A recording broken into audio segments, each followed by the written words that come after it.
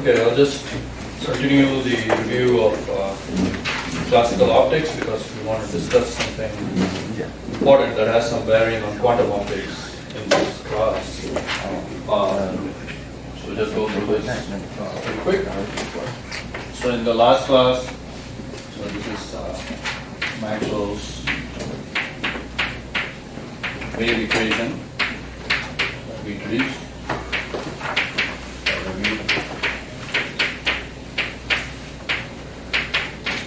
From this comes many of the consequences of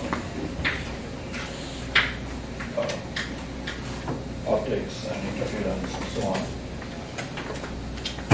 So we showed that in the vacuum or in a medium, some dielectric constant epsilon r, that the electric field will obey this equation. So that is EM waves with the speed V equals 1 over square root epsilon r times c, which is also c over n, where n is a refractive index given by square root of epsilon. From this, we can also from the Maxwell equations, we know that the electric field and the magnetic field and the k vector form a triad mutually perpendicular to each other. So this is the x-axis, y and z, then this is ex, by, k is along the z direction with magnitude k equals 2 pi over lambda. Then again, then we know that the solutions of the wave equation will be of this form.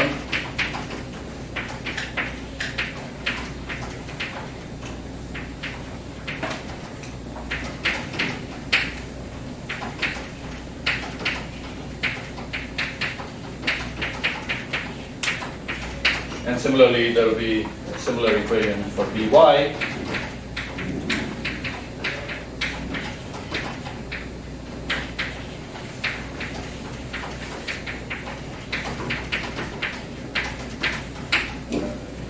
So Ex0 here is the amplitude of the wave, and phi here is the optical phase. So any classical wave then is defined by its amplitude and its phase, in addition, of course, to the wave vector and omega, the frequency. So as we will see when we get into the quantum optics, we want to be able to come up with appropriate operators or equivalents to these two quantities, the amplitude and the optical phase, and we'll see what those might look like when we get to the quantized field version of this. So just to continue or finish up the definition, which you all know, k, which is the wave vector, goes as 2 pi over lambda in the medium, which is also equivalent to the angular frequency omega divided by the velocity of the in the medium, which can also be written as m omega over c. Also, from using the Maxwell equations, not the wave equation, but the individual Maxwell equation, you can show that the amplitude of By naught and Ex naught must be related to each other. Okay? So essentially, if you start with del cross E equals minus dou B over dou T, this implies that dou Ex over dou Z equals minus dou By over dou T. And similarly, from del cross H equals dou D over dou T, we get another equation which is minus dou By over dou Z is equal to mu naught epsilon r times dou E x over dou t. From this, we can show, if we substitute in now these expressions for E and V, you will find that the h y naught, which is just by naught divided by mu naught, is equal to Ex naught divided by Z, where Z or Z naught where Z is defined as the wave impedance mu naught divided by epsilon naught. Okay. And in free space, Z naught, which is the wave impedance, you can see it has the form of an impedance. In a minute I'll explain, because of course you can check it from the dimensions, but in free space, when epsilon r equals 1, this has a value of 377 ohms. You can see that this must have the form of an impedance. If we remember from Ampere's law, H dot dl equals mu naught I, right, a current. So we see that the loop integral of H naught over some boundary is going to be proportional to sort of like a current flowing in the surface, crossing that surface in the boundary. And similarly, you can do the same thing for Ex naught, right? That will give you the potential, right? And so we see that the potential across the surface is related to the current in this formula by the impedance. So the current equals the voltage divided by the resistance over here, which is C. So this will be useful, especially when you consider some things like matching of impedance between two different media. For example, we can rewrite all of Fresnel's equations. If you remember Fresnel formula for reflection of an electromagnetic wave at a dielectric interface, you can rewrite all that in terms of an impedance matching between boundary 1 and boundary 2. This will also be useful, for example, when you deal with microwaves and you're dealing with many different types of devices like coplanar waveguides, strip lines, etc. So it's just another way of recasting some of the expressions or thinking about some of the formulas for wave transfer across different media. So the next important part, of course, is we want to understand the energy flow in the wave, right? So that's what the wave does. It takes energy from one location to another. And for that, we define the pointing vector,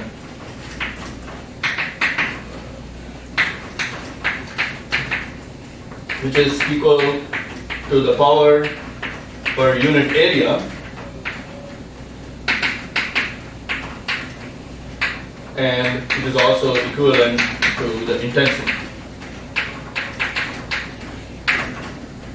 So the pointing vector is defined as E cross H, and I'm sort of skipping a lot of subtleties here about it has to be normal to the surface and so on if you want to actually define the value of the intensity. But just for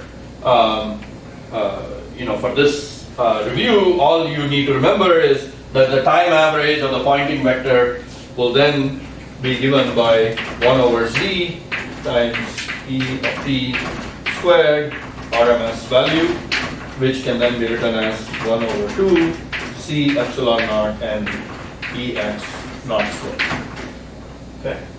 So we see that the energy that is flowing, or the power per unit area that's flowing in the wave, is proportional to the square of the amplitude, and this has consequences. For example, when you think about the detection of a intensity of the wave or the power in the wave on a detector, you're going to be immediately susceptible to or sensitive to Ex naught squared and not Ex naught directly in most situations. Okay, unless you do some kind of phase sensitive detection.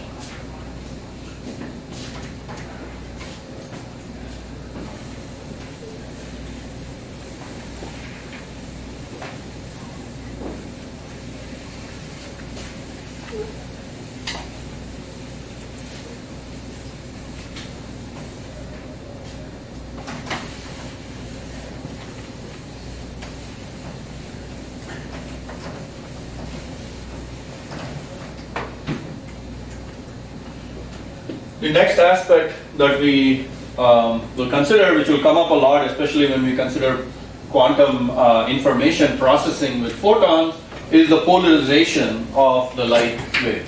Okay.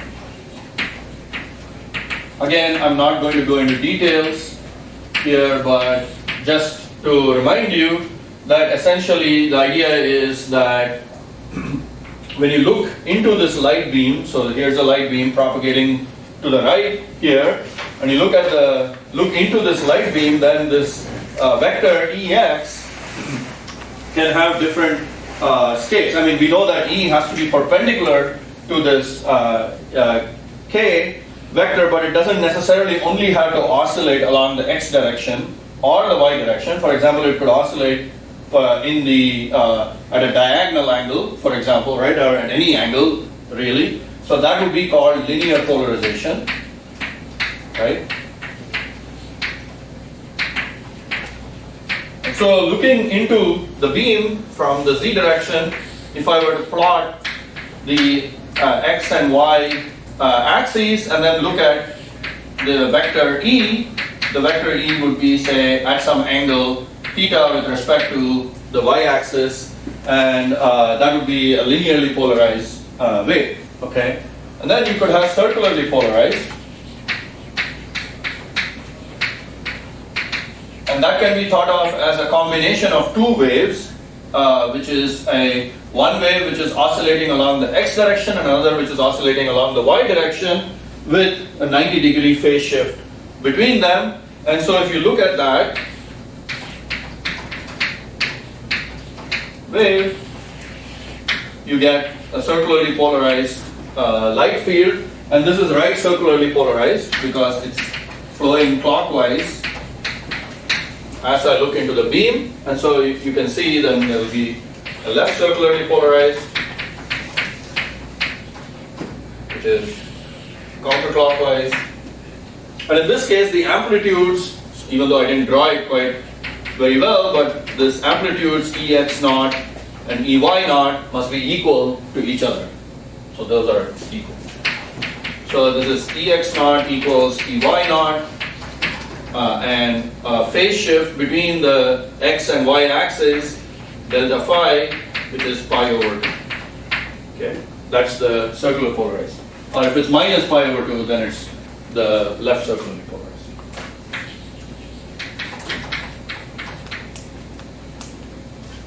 And of course, we can also have elliptical polarized.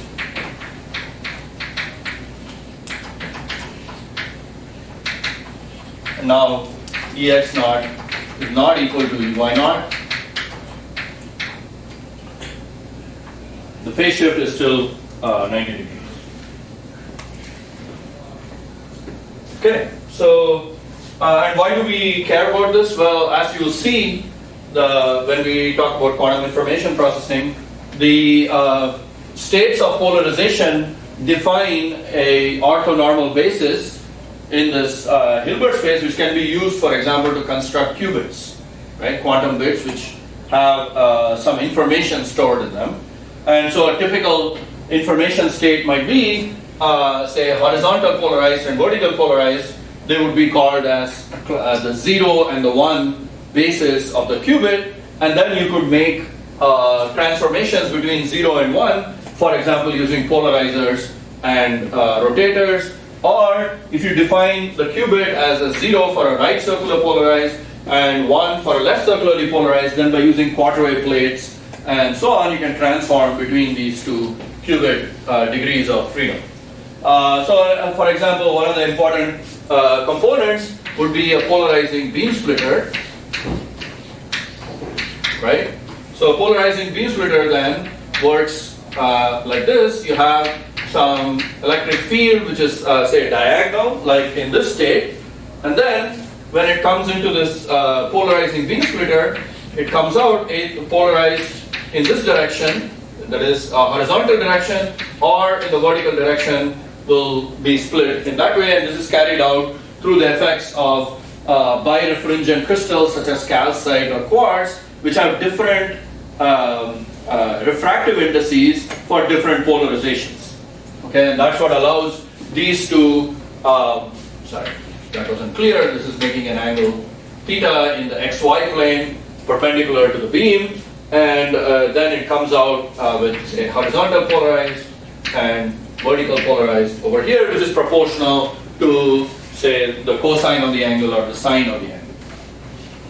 Okay, so this allows us, for example, then to detect how much, so this would be a superposition in the qubit basis, right? It would have some component along the vertical, some component along the horizontal. We'll introduce all these ideas more formally, but it's pretty clear. Hopefully now you can determine how much of the wave function for the single photon is along, say, one basis, say the vertical, and how much of the wave function is along the other basis, the horizontal. And this allows you to essentially measure or project the qubit into one or the other basis, right? So that's why photonic quantum information processing was very rapidly adopted, because it was very simple to measure the qubits and manipulate the qubits using these simple linear optical devices. Okay, now we'll come to sort of the beginnings of understanding coherence and correlation functions in optics. So we are going to start with the simplest correlation function. So to introduce that simple correlation function, let me first remind you about interference and diffraction.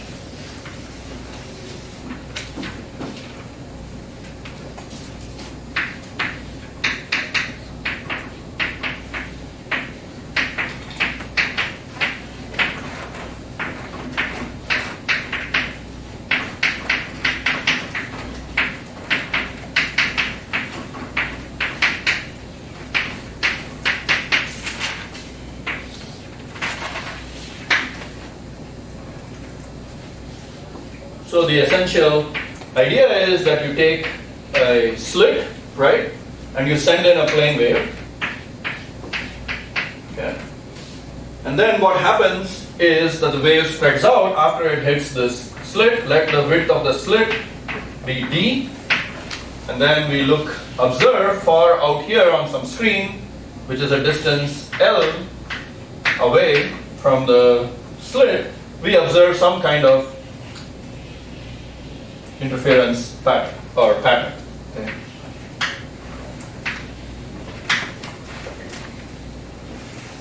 So if you look at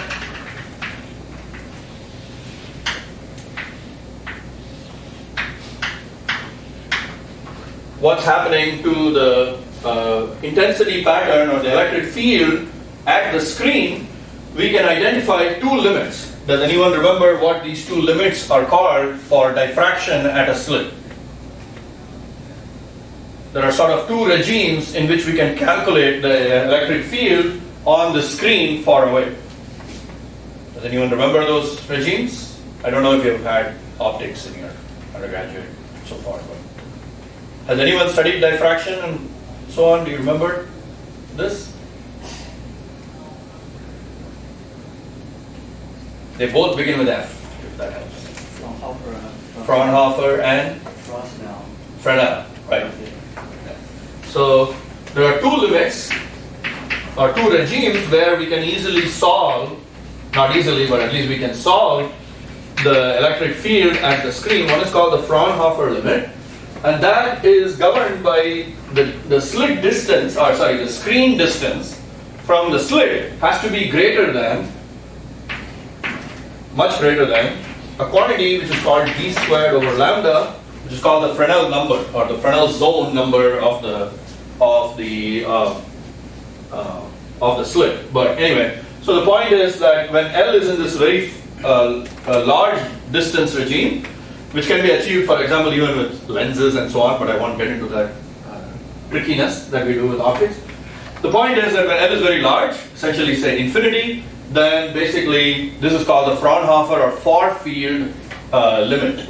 Okay, and then in the Fresnel limit, which is the near field limit, so this is far field,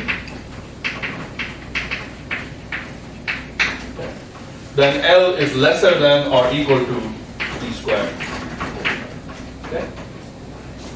And in this class, we'll mostly just be considering the Fraunhofer limit, because it has a nice interpretation for what's happening to the wave as it diffracts, which you'll see in just a second.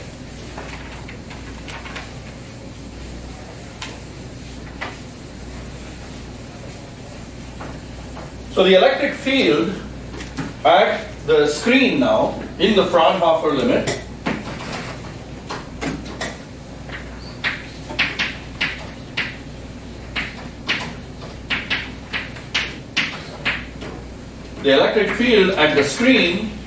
is given by this formula. Well, I'm not writing all the parts of this formula, but basically it's just an integral from minus d over 2 to d over 2 exponential minus I k x sine theta dx. And x here is a coordinate along the screen direction. So this is x, and then z might be propagating to the right. So if you look at this formula, you can see immediately again an analogy. This is equivalent to integrating from minus infinity to infinity, okay? Some function which we'll call, say, the slit function. Let's call that, say, slit function of x times e to the minus I kx sine theta dx. Okay? And so again, hopefully, where s of x represents the slit function, which is essentially 0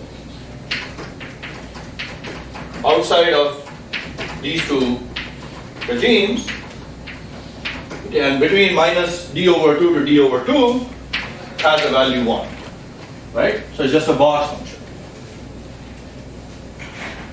right? And so if I call k sine theta now as some k prime, for example, then you immediately see that this is just like a Fourier transform of the boxcar function for this slit, and that immediately can be integrated, or you could have integrated it anyway. But in this case, we know that the Fourier transform of this guy over here is a sinc function. And then, of course, to calculate the intensity, we square it. So I of theta then is proportional to sine beta over beta whole square. So hopefully this is all stuff that you have seen before.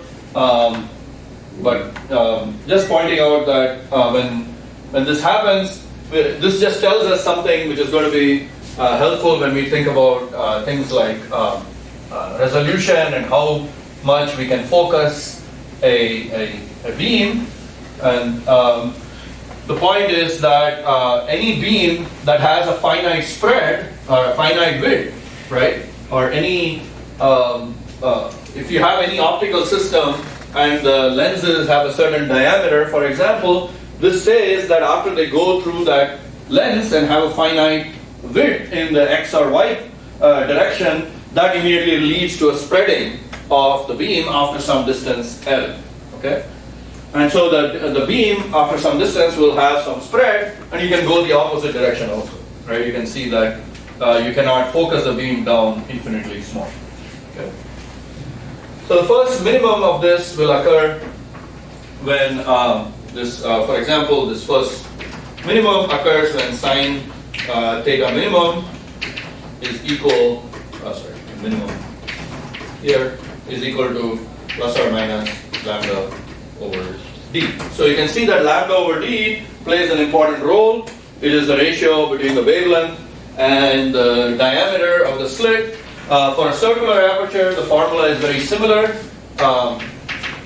Again, it has a slightly different pattern there, but it's not a sinc squared function, but it's some Bessel function. But the point is that in the end, the sine theta is also roughly lambda over d, where now d is the diameter of the slit.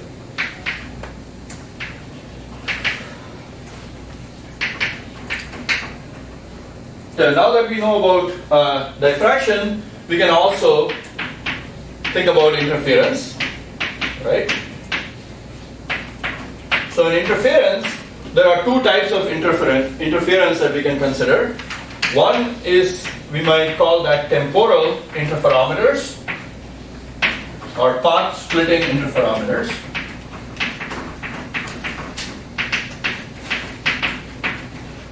And the classical example of that is the Michaelson Interferometer.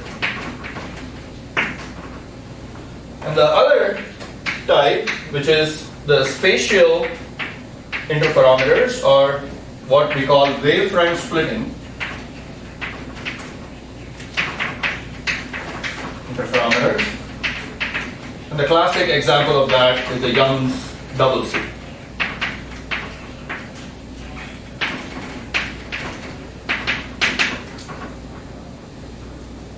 So everybody has probably seen the Michaelson Interferometer, but I'll just quickly remind you what it is. Again, this will be very important when we think about correlations and also about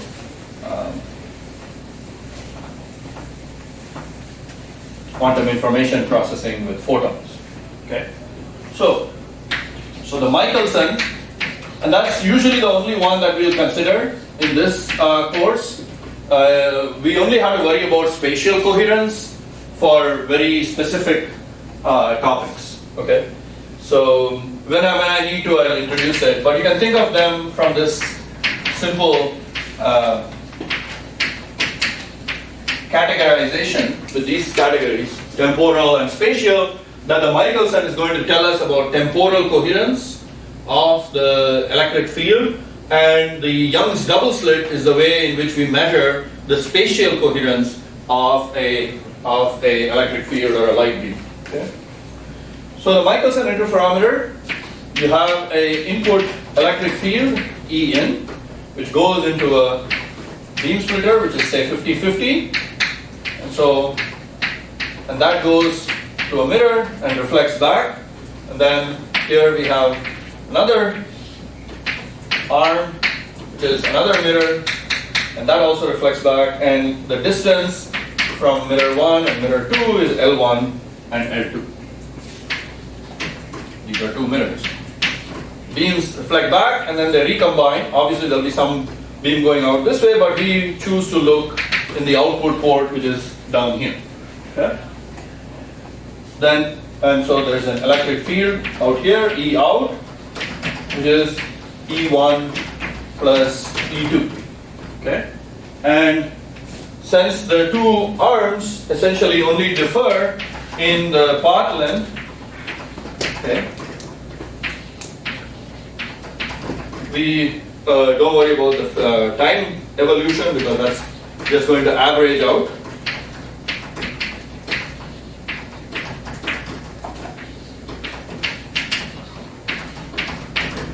So clearly the difference in the path lengths leads to a phase which is dependent on L1 and L2. In addition, we might have some phase shifts, for example, depending on the type of beam splitter that we use, whether it's a half-silvered mirror or a dielectric beam splitter, you can have slightly different phase shifts. Due to the beam splitter, there could be phase shifts due to the mirrors themselves. Depending on the polarization state of the beam, you could have some other phase shifts because of something inserted in the path over there. So all of these we put into that delta phi, and then this just becomes half E naught e to the I 2k L1 times 1 plus the I 2k times delta L times e to the I delta phi. Okay? So delta L is the path length difference between the two arms, and this gives rise to a fringe pattern at the output beam. For example, if we slowly scan the mirror M2, then you would see bright and dark fringes at the output port of your Michaelson interferometer. Okay. And so the maxima, for example, assuming this is, so you're going to get maxima of this pattern. You can calculate the this, oh sorry, so delta L here, delta L is L2 minus L1, and delta phi I already told you about. So the maxima of this interference pattern will occur when 4 pi over lambda delta L plus delta phi is some integer multiple of 2 pi, and then the minima will occur when the same quantity, which is the path length difference plus the phase difference, is equal to some odd multiple of pi. Okay, so that was just a quick summary of interferometers. Now we can consider coherence, which is obviously an important topic when you're thinking about quantum information, as you see later on as well.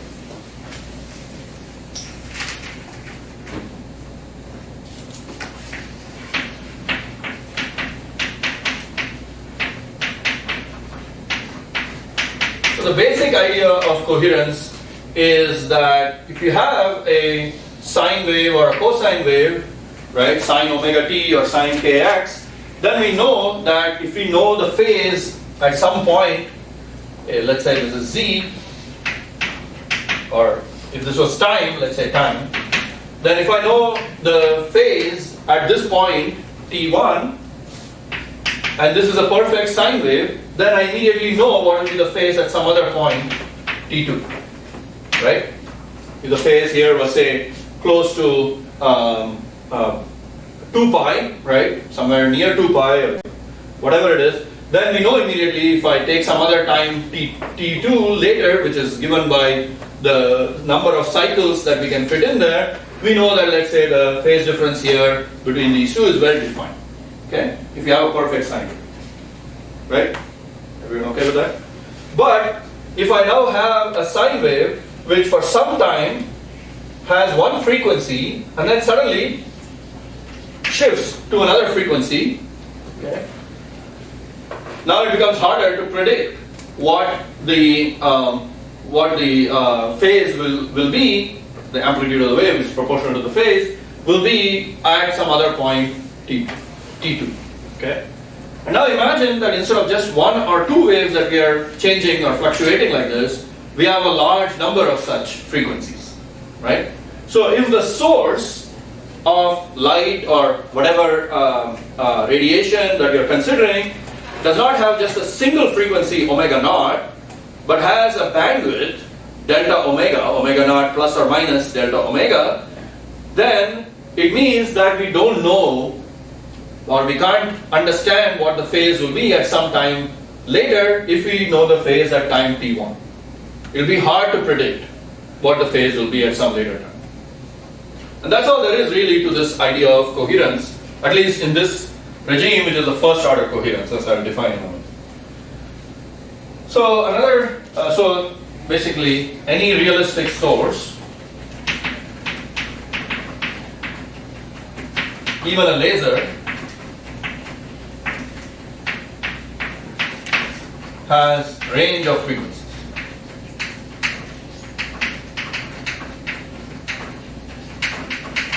Which we can encapsulate using some bandwidth delta omega. Okay? And the fringe pattern of, say, a Michaelson interferometer is in fact very sensitive to this bandwidth, because if you have one frequency omega 1, which has a corresponding k1, right? Remember, k's were proportional to the, or if you think about it, the frequency and the wavelength are related. So if the wavelength is lambda 1, then you have a maxima, but then if you have some other lambda 2, which has a minima at the same position delta L, then the two fringes overlap, the maxima and the minima overlap, and the contrast of the fringe pattern will vanish, right? Because earlier you had a very clear maximum and then a very clear minimum, right? And now the minimum from lambda 2, the other wavelength, is going to overlap with the maxima of lambda 1, or the other way around, whichever way you want to think about it, and that is going to end up causing the whole fringe pattern to no longer have a clear up and down maxima, minima pattern. Okay. So this leads us to define something called the temporal coherence.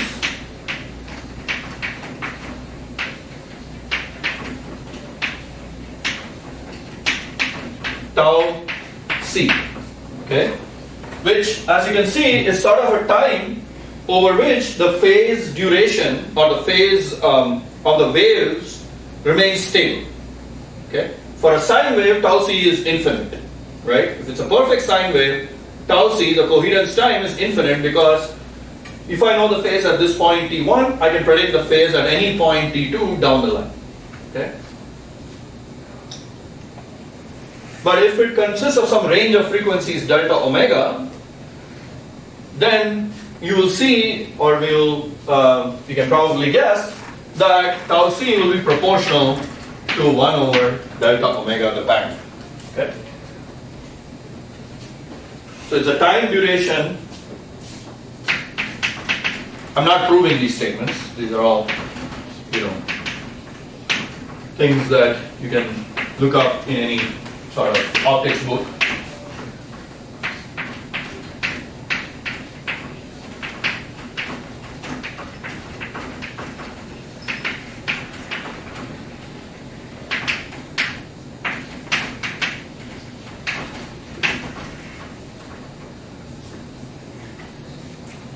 We can also define something called a coherence length, LC, which is just simply C times tau c. What this implies is, of course, in a wave, right, you can interchange between the propagation distance and the time by simply multiplying by the velocity. So this is the coherence length.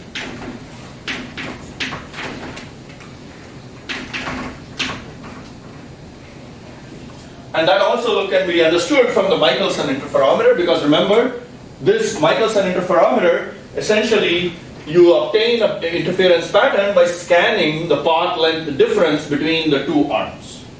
So the coherence length now in the Michelson you can think of as the path length difference that allows you to maintain a sharp fringe pattern. Okay? And once you go beyond that coherence length, okay, once the delta L exceeds LC, right? So if delta L exceeds LC, the fringe pattern gets washed out. Okay?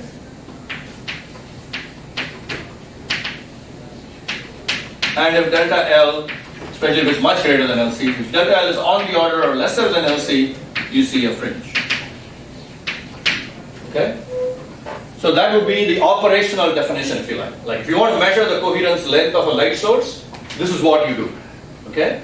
You take the light source, you send it into a Michelson interferometer, and then you see over what range of path length differences on the Michelson you can observe a sharp fringe pattern. And that tells you the coherence length of your light source. Okay?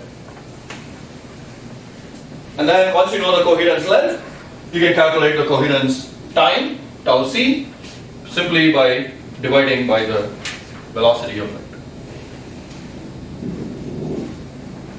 There may be a 2 factor here. Okay, that's an important. Okay. Are you clear on this? This is an important concept. Any questions?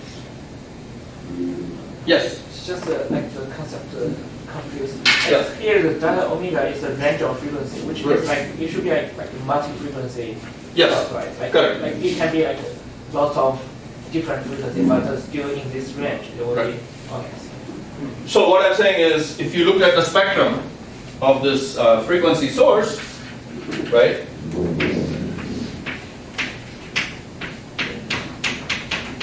Of the source, right? It may have some spread, okay? Which is given by delta omega. Okay? For a white light source, this will be like flat over a large range of frequencies. Okay? For a laser, it will be very, very narrow at some one frequency, omega naught. Okay? And there are various in-betweens. For example, an atomic line from a discharge lamp is probably one of the best light sources we have in terms of the coherence length, right? Because it's extremely narrow frequency range. Unfortunately, it's usually very weak, so it's hard to do things with it. But in the past, when people wanted to do interference experiments carefully, or even if you go into our undergraduate optics labs here, if you want to do a careful interference experiment without a laser, that's what you do. You filter out the atomic spectral line and you use that in your interference.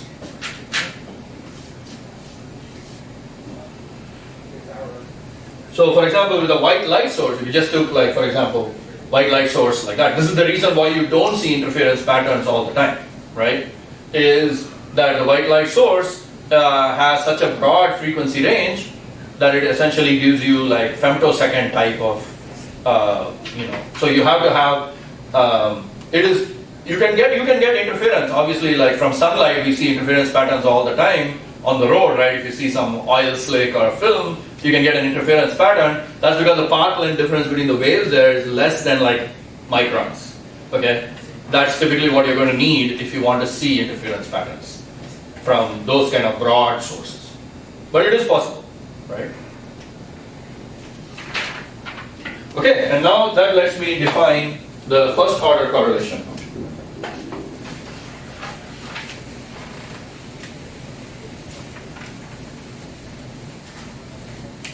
Another way I like to think about these things is just analogies to random processes that we are all familiar with in nature, right?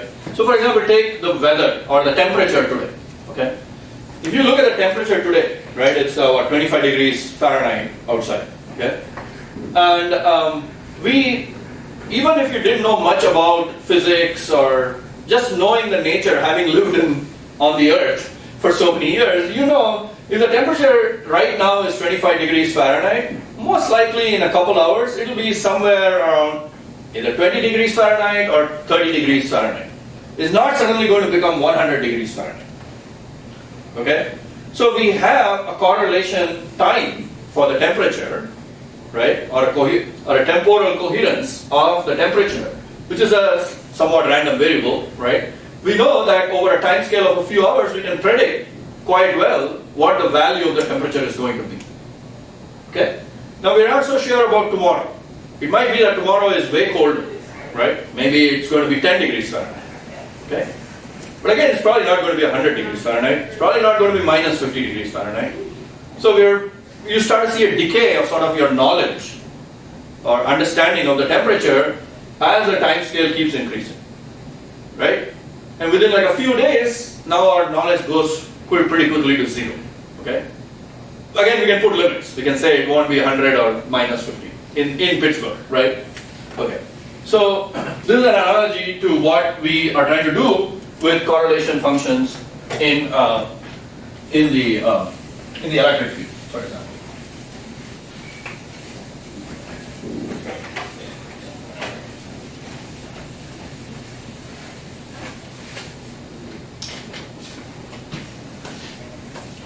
So what we're going to do is right away just define the first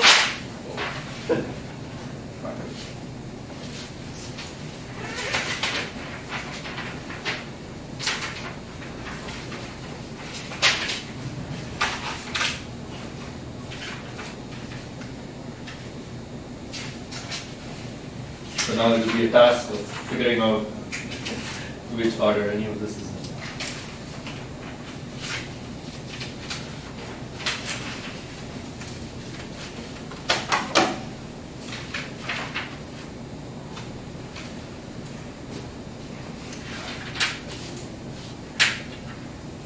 So the first order correlation function exactly uses this intuition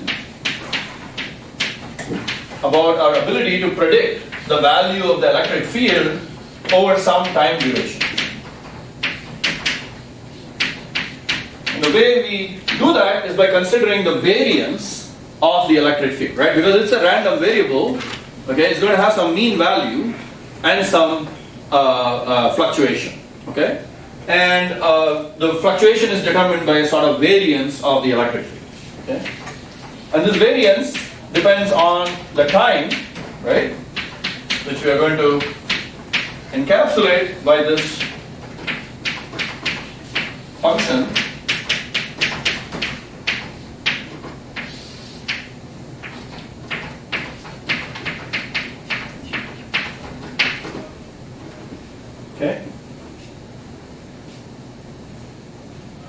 where this numerator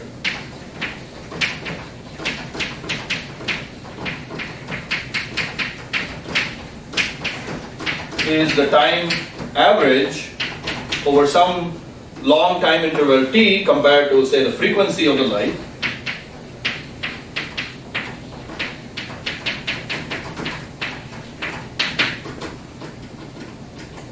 You'll notice that my g1 of t does not, or tau does not depend on t itself. Okay?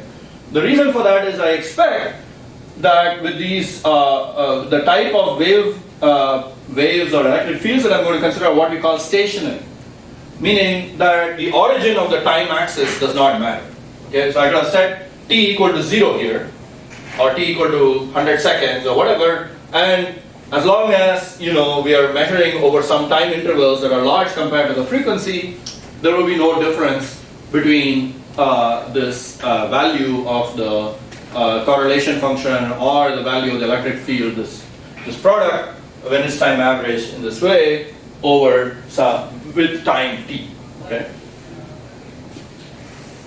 does that make sense? Right. So basically, this is between, say,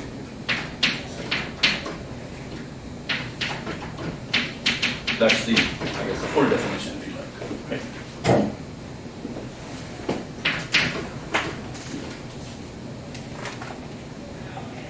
And the reason it's a first order is because this is a correlation in the first power of the electric field with the first power at some other time t. Okay? And obviously you can generalize this to second order and higher order, and we'll get to that when we discuss quantum optics. Okay, if now let's take a simple electric field. I'll just write that formula here.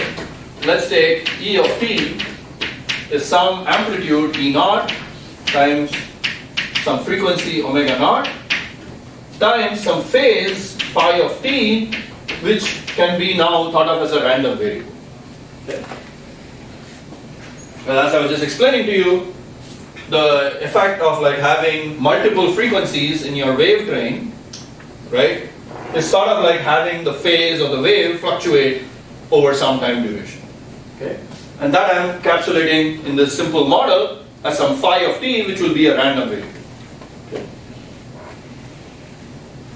Okay, then we can calculate g1 of tau. I'm not going through the calculation, which will be e to the minus I omega naught tau times, sorry, I ran out of space here, some time, now this is going to depend on this random phase that I wrote in. Okay.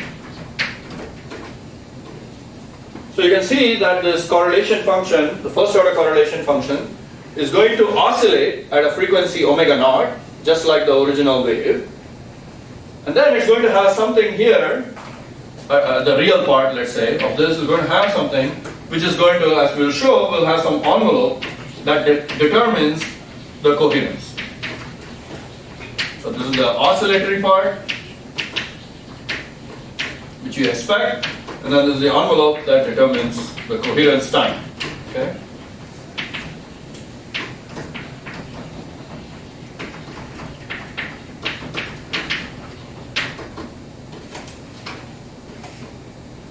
Again, I can assign some of this later, but let's just think of some simple properties that we can understand right away.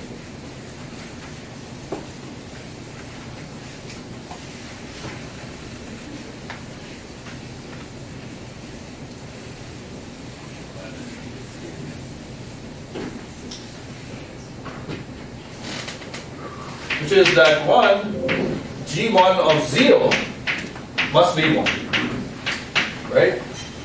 Pretty straightforward. When tau equal to 0, then this cancels out, and so G1 of 0 has perfect value 1, right? Modulus. Right? I'm not worried about the phase factor. That's just going to always be. The second thing that you can see, that if tau is much smaller than the coherence time, tau c, then we know, as I was just saying, we know the phase is going to be roughly equal to the original phase. Okay, or will not be very far away from the original phase. And then when we time average this will still be roughly 1. So for tau small, much smaller than tau c, we expect that this g1 of t will be close to 1. Okay? And then as tau becomes greater than tau c, the coherence time, then phi of t plus tau and phi of t, which are random variables, are going to be very different from each other, right? Or they're going to be some large spread, and this is going to just average away to 0. Okay? So the simple physical picture of this then is for tau far lesser than tau c, we expect g1 of tau to be close to 1. For tau far greater than tau c, g1 of tau is going to be close to 0. And you can think of that as just the effective result that the time average of some random process, phi, delta phi, in this case the phi phase difference, the time average of some random variable which fluctuates rapidly because of the e to the I, which is a cosine function, is going to oscillate rapidly between +1 and -1, and that's going to go to 0, right?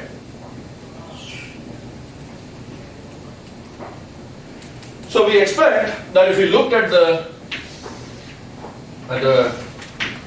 plot of, say, the real part, or maybe the modulus of g1 of tau, but let's look at the real part for a second, then of course it goes between +1 and -1. Modulus is always go to +1, and it's going to oscillate at first and then slowly damp down to 0. Okay.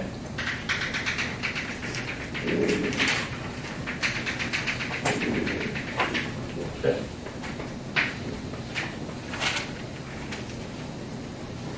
And the time scale over which this is going to happen, roughly, right, is tau c, the coherence time.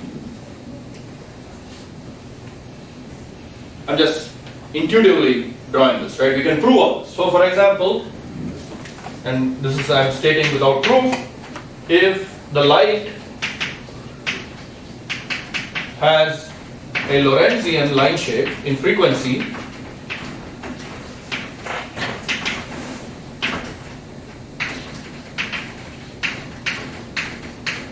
so everyone knows what a Lorentzian is. Basically, if I look at the frequency spectrum, the power spectrum of the wave or the electric field, let's say, of this light beam, and it has some Lorentzian line shape, okay, which is going to go as 1 over omega, this is omega naught, omega minus omega naught whole squared plus some gamma squared over 2, where gamma is the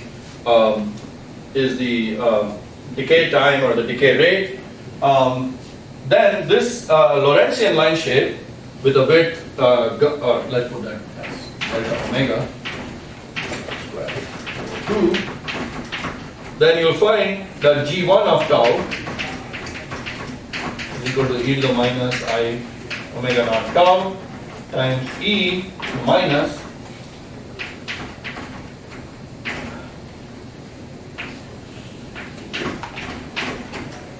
where Tc, the coherence time, sorry, tau c, is equal to 1 over delta.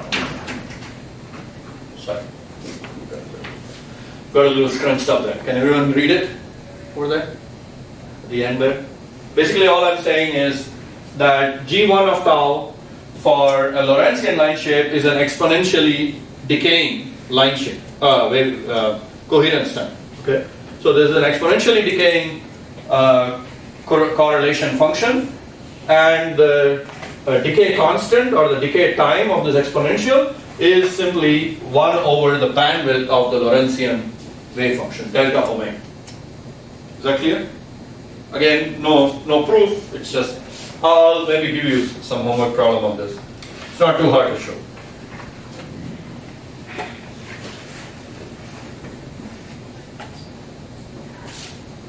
And then, if you have a Gaussian line shape, so now instead of Lorentzian spectrum, if you have a Gaussian spectrum,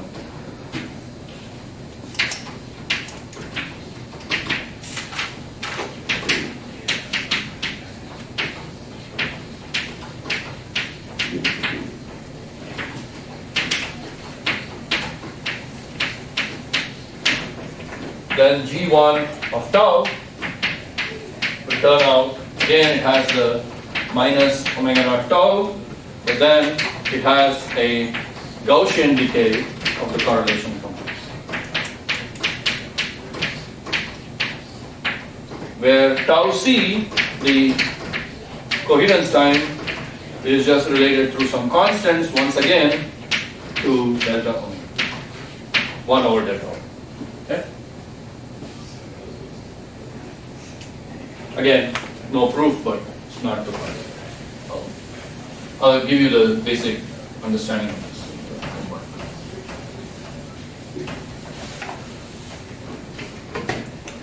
Okay, so now I told you about the definition of the correlation function. I've told you how it's calculated in theory.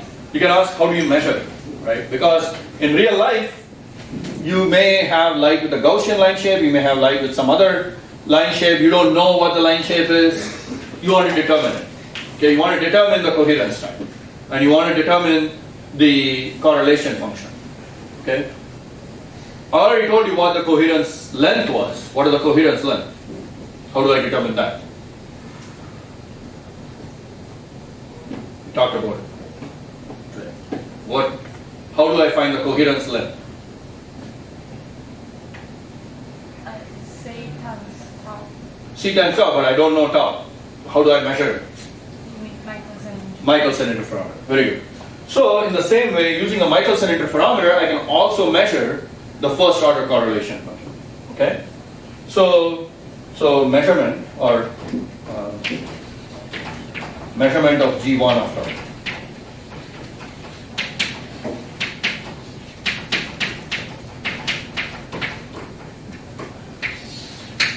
The idea is that in the Michelson, we know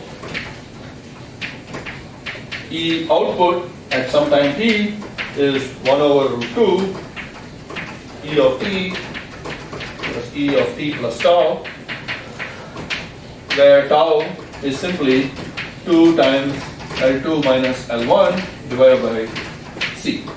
Okay? Right? That is the Michaelson Interferometer expression. So from this, if you calculate the intensity for the output field as a function of tau, and as you can see, we can vary tau by using this path length difference, then I out of tau is simply going to be proportional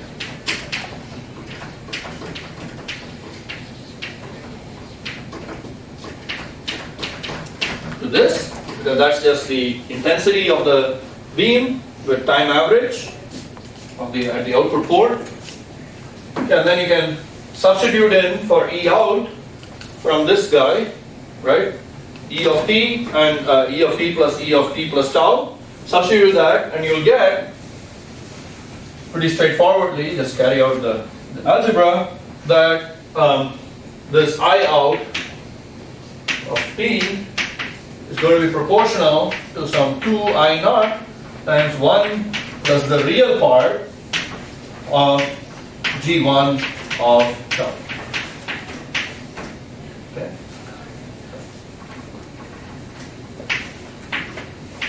Just from the definitions we already had for G1 of tau, you can easily show this problem. Okay? So this says that when G1 of tau, for example, is plus 1 over here, right? You're going to get 4 times I naught, which is what you expect. The 4 factor from the intensity has factor of 4 in front of it because there are 2 amplitudes that are adding up constructively. And when G1 of tau is minus 1, right, over here, then this is going to have destructive interference. You're going to get 0. Okay? So if the amplitude of G1 of tau is exactly plus 1 and minus 1, which will be close to tau equal to 0, then you get perfect visibility of the interference pattern. the interference pattern goes from 4 I naught down to 0, right? But then as G1 of tau starts to decay away, now the interference pattern, the visibility of the interference pattern is no longer going to be perfect. So by calculating the visibility or looking at the visibility, in fact, the visibility is defined as V equals I max minus I min divided by I max plus I min. You can easily show that this will be exactly proportional to this G1 of tau. Okay. Sorry, modulus.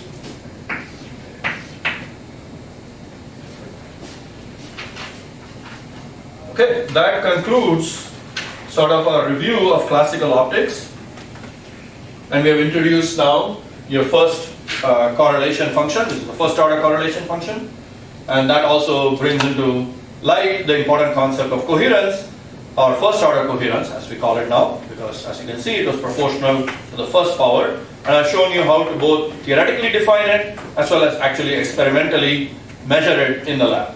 Okay, if you have a light beam, this is what you would do, and you can do this for other frequency regimes also. For example, if you want to calculate these things in certain frequency regimes, some of these measurements can be very easy, in others they may be harder. Okay. Any question? You have a question? Okay. Any questions? There are some powerful theorems about the relationship between this G1 of tau, which is also called the autocorrelation function for the electric field, and the power spectral density. Remember, we were just talking about this power spectral density of the electric, the spectrum of the electric field, and the power spectrum of any light field is very intimately related by a Fourier transform relationship, essentially with the autocorrelation of the first order coherence function. So by finding the first order coherence function, you are also implicitly calculating the power spectral density of the electric field, especially for example with some random variable or some random electric field. Then this is a very important piece of information that you may want to have for any kind of calculations, simulations, etc. Okay, now since we are almost out of time, I thought I would now tell you something that I promised in the first lecture, which is to try and understand when it is that we really need to worry about quantized light fields. Okay. Or what you could think of as the difference between classical, semi-classical, and quantum, fully quantum optics. Okay. So to do that, I'm going to consider a box. This box is the whole universe. Okay. And so let's imagine that the whole universe is just made up of atoms at various points, and each of these atoms is emitting electromagnetic radiation and absorbing it, and so on. So there's electromagnetic radiation in the box. You can think of the box as just having some normal modes, right, which satisfy the boundary conditions in the box. And each of these normal modes behaves like some independent harmonic oscillator that is coupled to the atoms, and so everything reaches some kind of thermal equilibrium after you let it sit for long enough. Okay. So now the electromagnetic field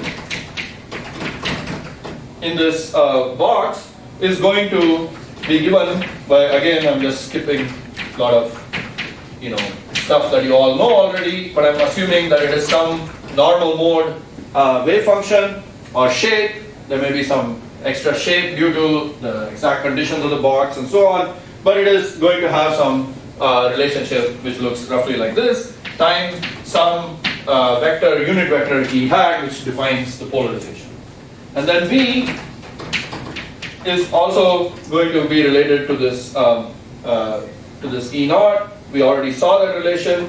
So I'll just write down the answer, which is it's just E naught times divided by C times K cross E, as we know, times sine K dot R minus 1. Pretty simple. Now let's look at the energy per unit volume in this box, which we can obtain from the Poynting vector or the intensity by just considering some volume of the box and using the intensity to find them, which is the unit per unit area, and then multiply by C, which is the distance that the wave can travel in any given instant of time. From that, or from other considerations of Maxwell's equation, we can immediately write down this formula, right?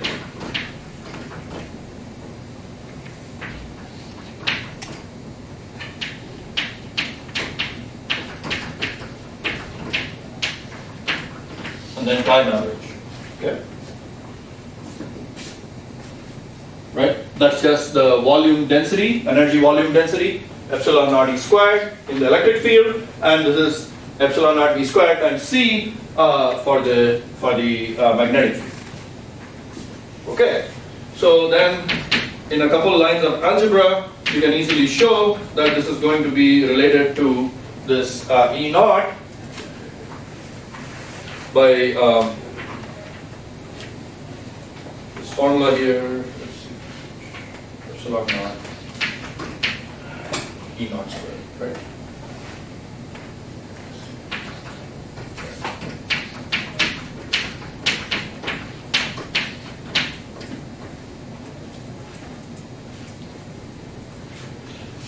So we can ask ourselves, when will this energy density in this box when do we need to start worrying about this having a quantum behavior? Okay, the answer is pretty straightforward. When the energy density in this box starts to approach, or the energy in the box starts to approach that of a single quantum or single unit of energy of this harmonic oscillator that we have sort of thought of as the electromagnetic field, which is that when h bar omega, which is the quantized unit of energy, is approximately equal to this guy E naught squared times V, the volume of the box. Okay? These factors of half and so on don't matter too much. If I made a mistake there, we can fix it, but it's really not important for what I'm trying to get to here. Which means that the field of a single quantum of this electromagnetic wave is going to be simply square root 2h bar omega divided by epsilon naught times v. And this is the most important result over here. Okay? This is all we really need to worry about. And you're going to see this come up again and again when we do the fully quantized version of the electromagnetic field as well. This ratio h bar omega divided by epsilon naught times v. Okay? That and the square root, of course. That determines sort of the electric field of a single photon, which is a single quantum of the electromagnetic field. And this is the answer to a question that you might have wondered, what is the electromagnetic field from a single photon? That's this expression right here. And this v, of course, remember, was some box that we had to choose to obtain the normal modes and the boundary conditions of the Maxwell wave equation. Okay? So that's the funny thing about photons, right? You need to sort of think about the box in which they're being put, or the boundary conditions, because they're a wave. So that's how boundary conditions can influence the behavior of the photons.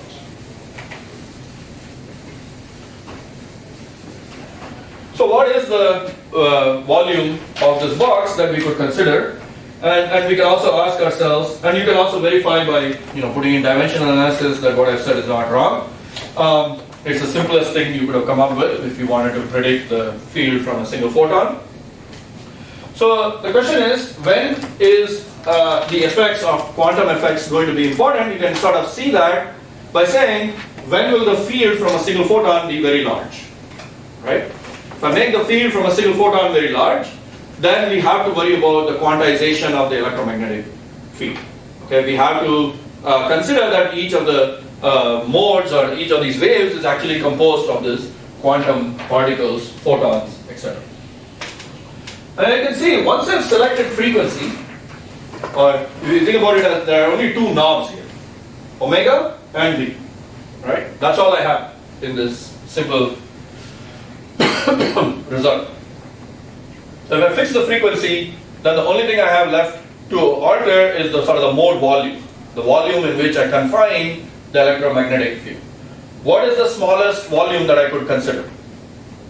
Okay, obviously the smaller I make that volume, the larger I make the electromagnetic field. Can I make it 0? Can I make the volume of the electromagnetic field 0? No? See, why do you say no? What's your name again? I'm sorry, I forgot. I'm Cindy. Shinny, yeah. Because that's gonna be infinity, like. Yeah, it will be infinity, and I'm saying why can't it be infinity? Huh? Quantum limit. What is the quantum limit?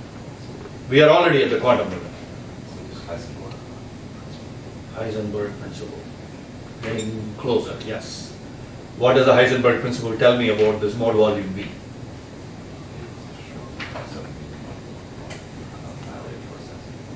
Have a minimum?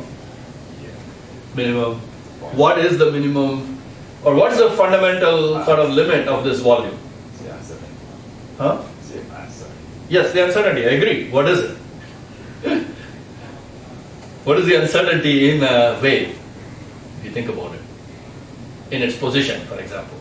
What's the uncertainty that I have for a wave in position space? By the Heisenberg limit, it is, or by some other de Broglie limit, or whatever you want to call it. What is the fundamental sort of fuzziness in a wave that I can't go below if I have a wave?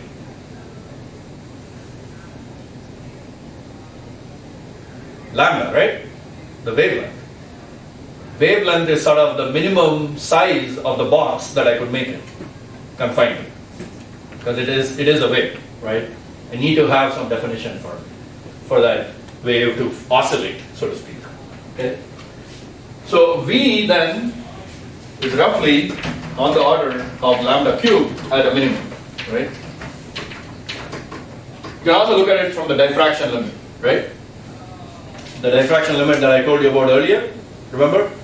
We said that we can't focus a beam down smaller than sort of lambda over d, where d is the diameter of your lens aperture or something like that. So leaving aside the d, which could be anything, it could be huge, but lambda is sort of the fundamental limit there of your size of the beam. Okay.